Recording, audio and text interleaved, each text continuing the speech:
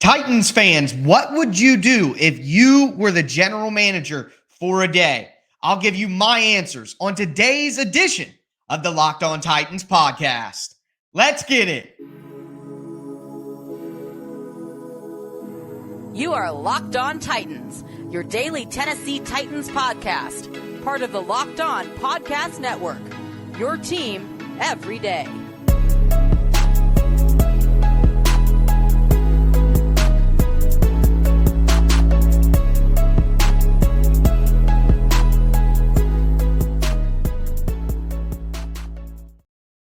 Welcome to the Locked On Titans podcast. I am your host, Tyler Rowland. Titans fans, little mailbag episode to finish off this week of the Locked On Titans podcast. You guys sent in your questions. I'm going to answer a couple of those. The first one, what would I do if I was general manager for a day? Before we dive into that, do want to thank you guys for making the Locked On Titans podcast your first listen each and every day. Remember, Monday through Friday, Tennessee Titans content on all platforms, all year round, always for free. Make sure that you get subscribed and stay subscribed to the Locked On Titans podcast, where it's your team every day. So a little bit of a mailbag for you guys. I thought it was a fun way to end the week. I had people send me questions on Twitter. You can follow me there at TicTacTitans.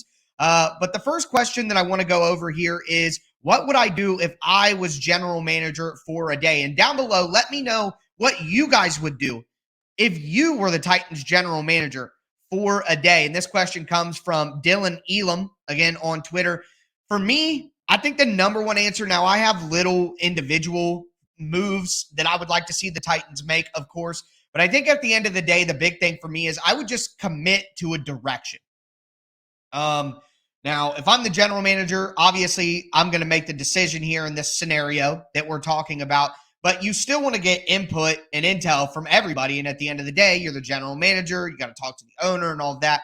So you take the temperature of how people around you feel and people that you respect and trust. But at the end of the day, the Titans just need to commit to a path, because my biggest gripe so far about the offseason is it seems like they're trying to walk down two paths. And in fairness, Rand Carthon told us he doesn't want to rebuild. His intention is to keep this team winning. So we should have expected this all along. But they're trying to fill gaps in the roster with free agent deals that give you no long-term penalty. They're not really committing. And when you do that, that's fine. I understand people are saying, hey, that's the perfect thing for the Titans to do. But at the end of the day, if you get any kind of real answers, you're going to have to give them a bigger payday here in the future, and you're giving yourself a level of player talent-wise that is more of a risk than maybe somebody that you'd pay a little bit more who's a little bit more proven. So the Titans went the route of giving, no financial commitments in the long term with guys who have potential, who've been kind of on the bench or rotational roles. So I understand that, but to me, it's kind of a half step. If you have Ryan Tannehill, you have Derrick Henry, you should be going all out to win. If you're going to keep them around for the last year of their careers or the last year of their contracts, and they're getting paid high price. Same thing with Kevin Byard on the defensive side. Now you've paid Jeffrey Simmons. If you're paying this high price for these high-level players, you can't half-step around them. You got to go for it. If you're going to do it, go for it. The worst thing you can do is keep Tannehill, keep Henry, keep Byard, keep everybody around and act like you're going for it, while giving them a subpar cast that they could never realistically win with. And right now you look at wide receiver, you look at some of the free agent signings, which I don't think were bad signings in a vacuum, but as a total effort, and you look at what they've added, it's like maybe they could have gone with a better offensive tackle than Andre Dillard or not taking the risk there. Maybe if you want to address pass rush, you go deeper into the pockets to do it. Wide receiver could have been addressed in any realm if this is what they wanted to do with the draft and after the draft. Why not spend some of the money at wide receiver? If you're going to go for it, then go for it. And then you add into the draft, we're all coming to terms with the picks. But again, if you're trying to maximize Derrick Henry, Kevin Byard, and Ryan Tannehill, you don't trade future picks and trade up to get a quarterback and then take a running back in the third round. That doesn't maximize Tannehill and Henry's last year. You're not giving them a real chance in their final year. So if you're not going to give them a real chance in their final year, then why wouldn't you pivot and maybe try to save some money, go young, see what you have in younger players that you just drafted? Just commit to a direction. Now, outside of that general philosophical standpoint that I would do as general manager for the day, I would change the medical staff or change the medical procedures. I would just get a totally new voice on anything that is medically driven and start from the top. We just saw 2 years of historic injuries. I'm not a doctor. I say that all the time. I joke all the time on the podcast. I'm not a doctor, so I'm not going to sit here and tell you that some of these people who have degrees for what they're doing are doing it wrong, but I also have to be a logical person and say when you had the most players on your roster in NFL history due to injuries, 91 in 2021, and then you follow that up with a league-leading players placed on injured reserve in 2022, you're having league-leading, high-level historic injuries in back-to-back seasons. Something must be off, right? And hopefully that trend, now I'm getting sick. I'm hurt now. Oh, geez. But hopefully that trend changes. You know what I mean? But at the same time, you have to try to change up something because like Albert Einstein said, doing the same thing over and over and expecting a different result is the definition of insanity. Outside of that, I would consider a release or a possible trade for Tannehill if you could get it. Go with Will Levis. I've been saying that from day one. Use the money that you would save on Tannehill to make moves. The Titans are in a financial crunch right now, trying to add a little bit more money than the $11 million that they have.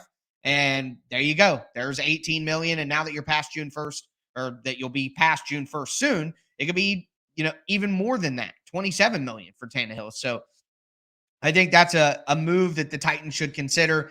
Trade for a wide receiver if possible. It's not always possible to make a trade. It takes two to dance. But if there's something on the table, you've already committed a bunch of your draft picks next year, and you don't have a lot of them. So, you might as well go get somebody who can help you right now, or at least help you next season. And outside of that, I would change media restrictions. The Titans get some of the least in-depth coverage in the offseason of NFL teams because the Titans are so tight-lipped with what they do with the media. We don't get lineup information. We don't get play descriptions of how plays broke down, what roles players are being used in. Other teams get that stuff, and the Titans don't. And at the end of the day, professional football is entertainment.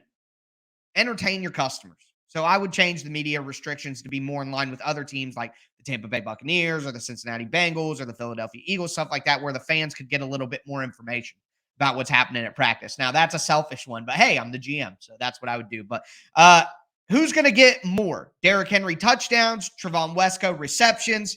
I'm going to reaffirm my season prediction here. A lot more of your guys' questions coming here soon. Before we get into it, do want to let you guys know that today's episode is brought to you by Built Bar, the best tasting protein bars of all time. You get the best of both worlds with Built Bar. You get all the health benefits that you have to have from your protein bar. They're low calorie, low sugar, high protein, high fiber, but you get all the taste benefits of a candy bar because they have delicious flavors like churro, peanut butter brownie, cookies and cream, and every bar is covered in 100% real chocolate. That's right, real chocolate on your protein bar. So make sure that you go to your local Walmart, go to your local Sam's Club, pick up a pack of Built Bars. They are the best tasting protein bars you will ever have. You can thank me later.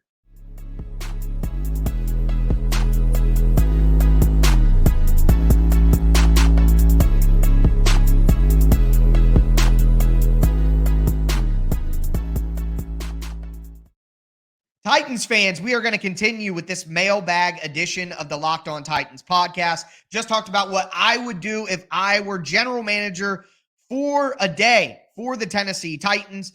Some changes I would definitely make, but let me know down below again what changes you would make if you were the general manager for the day for the Titans. Want to remind you guys that I do appreciate you making the Locked On Titans podcast your first to listen every day. Remember, Monday through Friday, Tennessee Titans content all year round, always for free on YouTube, your favorite podcast app. Make sure you get subscribed, stay subscribed to the Locked On Titans podcast, where it's your team every day. Diving back in to these mailbag questions. Got a really fun question here from Jake Robertson at Glory Day Sports on Twitter. He says, who finishes higher, Derrick Henry's touchdowns or Trevon Wesco's receptions? Now, this is a very interesting question because Derrick Henry is basically penciled in for double-digit touchdowns every single year. And Trevon Wesco in 4 seasons has only had 8 receptions in his entire career, averaging 2 catches a season. But here's the thing.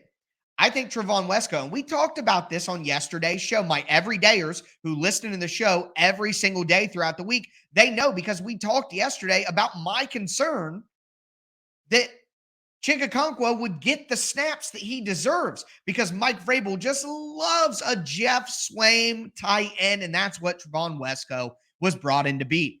We talked about Jeff Swaim's snap counts in previous years and how high that they've been.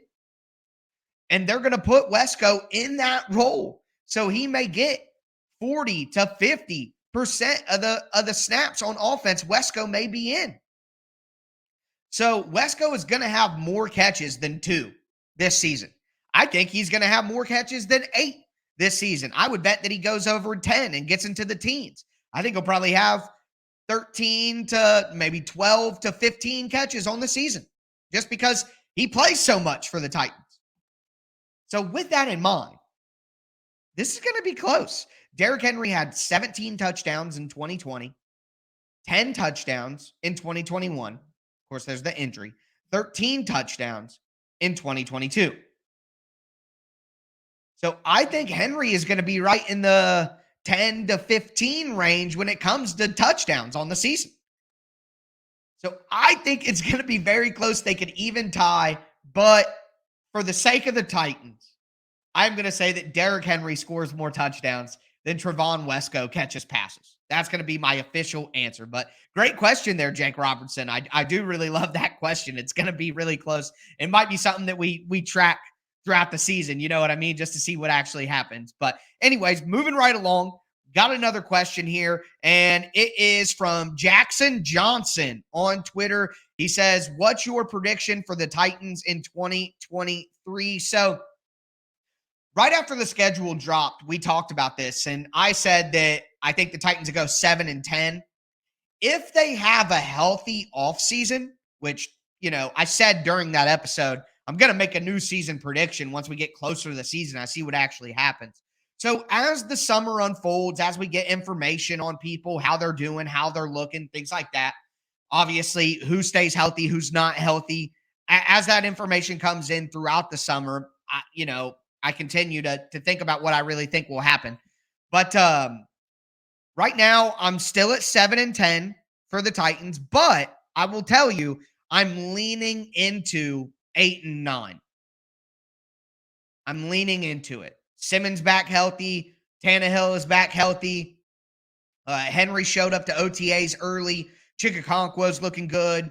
Traylon Burks looks in great shape. I just think, there's a lot of reasons to think that the Titans may be one game better than maybe I initially projected. I'm usually pretty close. I got 12-5 in 2021, right on the nose. I did 9-8 last year. They ended up 7-10, but I think they would have finished 9-8 with a little bit more health. And they were right there. So yeah, I think 7-10, but I'm leaning into 8-9 right now is what I would tell you where I'm currently at. And then another question here from the Titan 830. He says, is Will Levis better now than Malik? Listen, I've said this before. I'm going to keep it brief and simple because I don't want to, at some point, I don't want to feel like I'm just piling on Malik Willis here. But at the end of the day, Malik Willis played in a shotgun-only offense at Liberty, and Will Levis was playing in a pro-style offense in the SEC and in the Big Ten for his first 2 years before he transferred.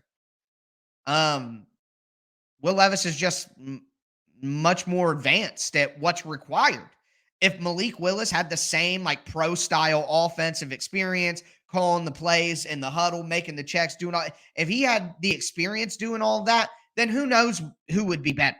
You know what I mean? Maybe if Malik can, kind of cut that learning curve a little bit, then we'll see. I mean, the preseason is going to be so much fun getting to see Levis against Malik Willis. I mean, we've had to watch Logan Woodside the last few preseasons. And then it's just like, oh, well, Malik's out.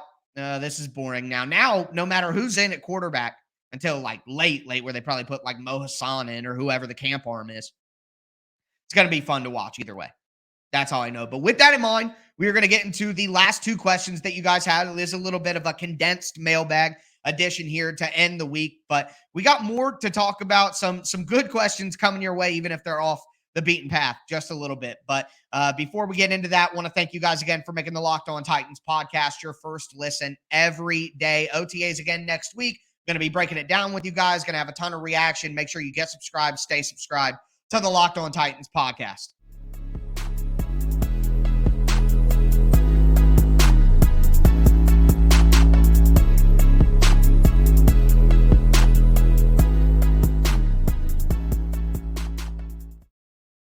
Titans fans, we are going to cap off today's edition of the Locked On Titans podcast. I've been taking your guys' questions in the mailbag, seeing what you had to say, seeing what questions that you did have. It's been fun going back and forth here and getting to answer some of those with you guys. If you ever want to send in your questions, you can do that on Twitter at TicTacTitans is what my account is there. Also do have a Facebook page at Locked On Titans Pod, have an Instagram at Locked On Titans as well. Don't really shout out the social medias every single episode, but wanted to throw that in here at the end.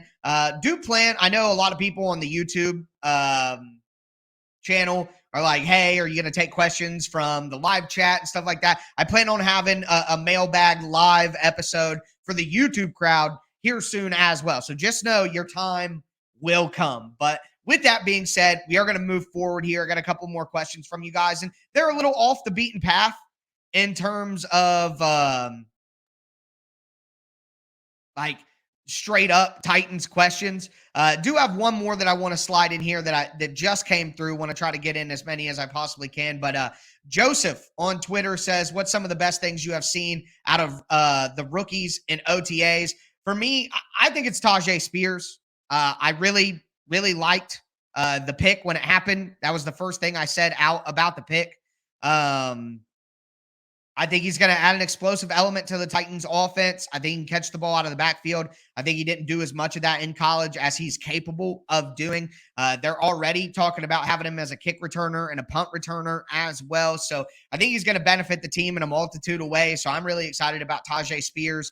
Outside of that, I think Skoronski is going to start from day one. And listen, that's only the requirement, is that he's one of the starters from day one. Maybe you think that's a big requirement. I don't for a first-round pick. But all I would say is if Peter Skoronski doesn't start from day one, then we have like a serious issue on our hands. Then we should be worried. So I think Peter Skoronski is going to play the role fine. I think he's ready to go from day one, and that's great. So those are my two number one observations that kind of pop out to me when you talk about rookies in the OTAs. So last couple of questions here. Like I said, they're off the beaten path a little bit. Cody, we said, or I'll do Hunter Payne first. Hunter Payne said, how did you get started with the Titans podcast? Can you talk about the early days and how you grow the show? So I did logistics by trade, like logistics coordination, management, account management, stuff like that. And one of my former bosses, I'll just say, made a bad decision. And it really wasn't my fault, but I got let go. And I know everybody says that. And I would tell you the truth. Trust me. I've told this story before when I had more time to explain it on the show. And I got into further details. But anyways, lost my account. I got laid off. It was a Thursday. That Friday, sitting at home, listening to Locked On Lakers, because I'm a big Lakers fan, and I listened to a ton of podcasts before. I listened to Locked On Titans before I hosted Locked On Titans, and I noticed that Locked On Titans hadn't come out in a few months. I went to journalism school in college. That's a whole nother story for another day, but I had technical training in the field. I had done some side projects of my own, writing for free at websites, doing like streams online, but talking about sports while playing video games, stuff like that. I did a lot of little stuff because this is just what I was meant to do. This is what I like to do is talk and talk about sports the most. So, yeah, I sent an email because I realized the show had stopped coming out and I had certain credentials and experience, and I did a tryout and did an interview process, and it worked. And we're getting ready to go into season 5, and I'm living my dream. And thank you all so much. I can't thank you all who are listening and watching right now more than I already do. I'll try if I can. But the last question that I have here, again, like I said, these are just off the beaten path a little bit, having some fun. Cody Weath has a great question. And remember, guys, don't think I forgot. Take a drink of water. It's time. Hydration break. Okay. But Cody Weath says it's a hot day out and you are parched. So you go to your local gas station or store, walk up to get a cold bottle of water. As we all know, hydration is key. Indeed, it is, Cody. What brand are you grabbing and why? All right, so if you guys are watching the show right now, let me know what your favorite brand of water is. Let me know on Twitter at TikTok Titans. This is a special Easter egg right here. This is late in the show, late in the mailbag show. Let me know. But my answer is Fiji. I'm sorry, guys. Call it what it is, but it's just the best bottled water I've ever had. If it's not Fiji, then I'm going Smart Water. Love Smart Water. So I'm going Fiji all day, every day. But if not, Smart Water, and I'm happy with that, and I can leave satisfied. But man, I'm ready to drink some more water right now. Get hydrated, people. It's the weekend. That's going to do it for me today, folks. As always, I am your host, Tyler Rowland, and this was Locked On Titans.